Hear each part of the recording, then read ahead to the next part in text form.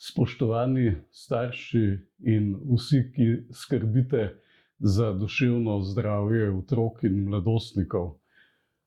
Nimamo prav pogosto možnosti, da bi dobili stik, neposreden stik s tem, kako razmišlja mlada oseba, ki je na tem, da naredi samomor, ki poskuša samomor. In nimamo prav pogosto možnosti, da bi nam ti mladi ljudje neposredno povedali, kaj pravzaprav takrat potrebujejo. Kaj potrebujejo od staršev, kaj potrebujejo od okolice, kako je biti v tem občutku, ko razmišljaš, da bi končal svoje življenje. In kaj so ustrezni odzivi. Vse to imamo možnost spoznati in res dragoceno sporočilo smo dobili na vpogled, ki se ga lahko dotaknemo. Zdaj, kar je meni zdaj padlo, da v bistvu tvoji starši so videli tebe, da si malo zasvojena z računalnikom, da ves čas visiš na računalniku, Ja. In da ti v šoli nekako ne gre, da je mogoče šola pretežka zate, ali tako. V glavnem, oni so prišli s temi temami. Ja. Kako si ti videla, bom rekel, kakšen je bil tvoj odnos do teh tem? Meni se je zdelo zelo stereotipično, da so pač me pripeljali k terapevtu, zato ker ne znam nadzorovati svoj čas z računalnikom in igricami, ker se je nekaj drugega pod tem skrivalo, ampak si sam pač niso vzeli časa oziroma niso prebrali znakov, ki sem jih dajala, da pač ni bilo to. Pač bila sem zasvojena, da sem bila res na en način, sem res ogromno časa preživela na računalniku in na igricah, ker je to bilo moje edino zatočišče pred samim sabo. Sorry, mikrofon.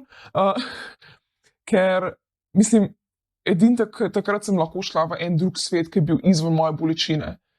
V tej igrici, ki sem jo igrala, Animal Crossing, so prebivalci enega majhnega mesta, ki se želijo s tabo pogovarjati, ki niso tako, da se ne počutiš kot breme.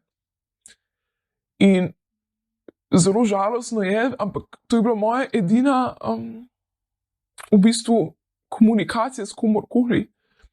V šoli, ko sem bila v srednji šoli, v tem času sem doživljala panične napade in enostavno pač nisem mogla folgati šolo zaradi mojega psihičnega stanja. In je to v bistvu edin prostor bil, kjer sem se počutila mirno in varno. In valjda, da sem potem to več uporabljala. In moji starši so zelo akademsko usmerjeni in so videli, da mi ne gre najbolje v šoli.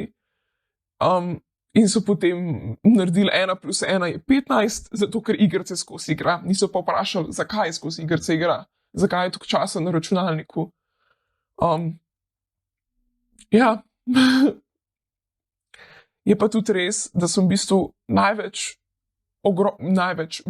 veliko pomoči sem našla v bistvu preko interneta.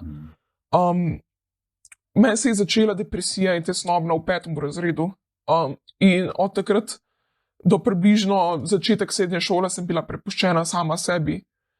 In ker nisem vedela, kaj se z mano dogaja, sem velikokrat googlala, kaj bi lahko z mano bilo narobe. In nekaj, kar se je skozi ponavljalo in pojavljalo, je bilo depresija. In sem v bistvu preko interneta dobila moj prvi stik z pojmom duševno zdravje. In sem končno, tako kot sem rekla, pač ta čustva, sem dobila ime, ki lahko poimenujem, kaj je z mano narobe. Nisem zdaj imela strokovne diagnoze, ampak sem imela pa verjetno imam to. In sem v bistvu se sama sebe izobraževala preko interneta veliko let.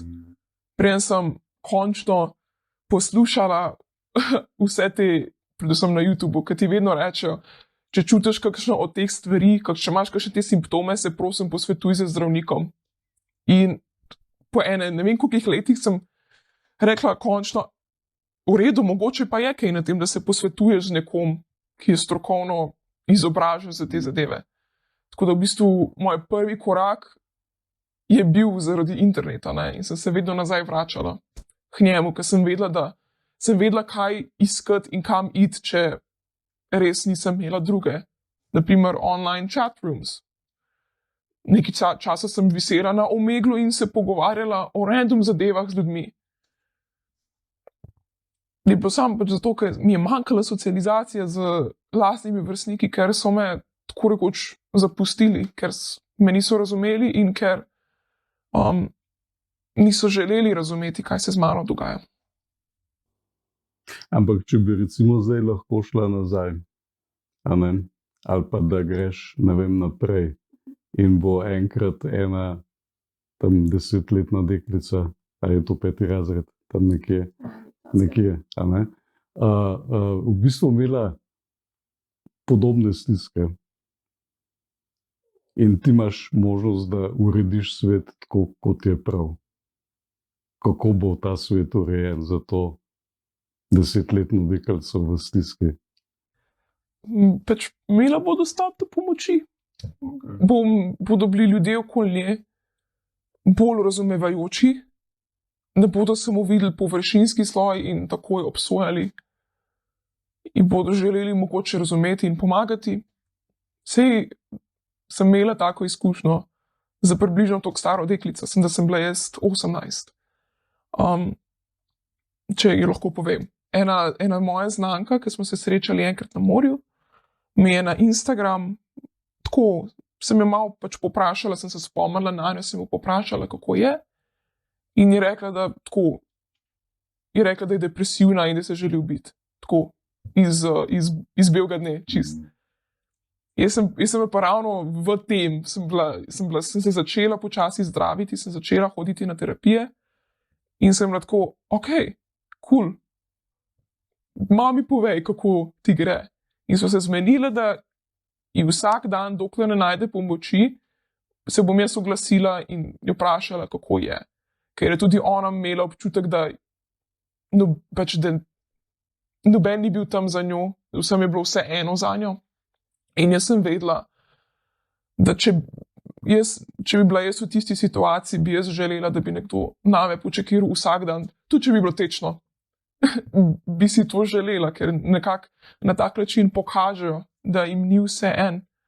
Ker eno je reči, ok, te bom vsak dan poklical, ampak potem ne tega storiti.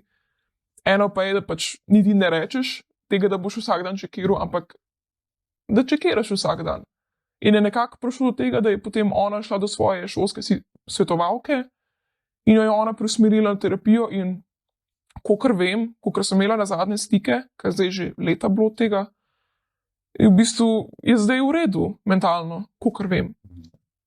In mi je to v bistvu ogromno veselje, ker sem dobila občutek, da sem naredila nekaj za njo, kar bi si je želela, da bi nekdo zame naredil. A to govoriš o občutku, nekomu je mar zame? Nekomu je mar zame in nekdo me je pripravljen poslušati in razumeti, skozi kaj grem. Okay. Jaz tega nisem imela. Če vas ta tema zanima, če se vas je zgodba dotaknila, celoten posnetek si lahko ogledate na spletni strani www.vezal.si v rubriki brezplačne vsebine.